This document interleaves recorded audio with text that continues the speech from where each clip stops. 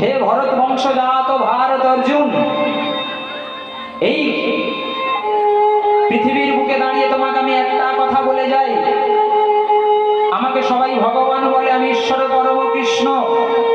আমি একবার নয়, মানে শুধু দাপর যুগে দাঁড়িয়ে অর্জুনকে বললেন, শুধু দাপর যুগে আমি আসিনি, আমি যুগে যুগে অবতীর্ণ হয়ে আমি লীলা বিলাস করেছি।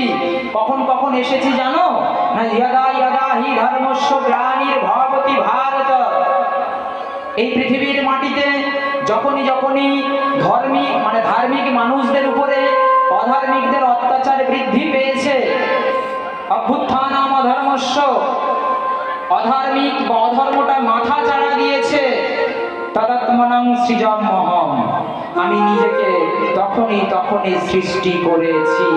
কেন সৃষ্টি করেছি না? পরিত্রাণায় সাধুনাং।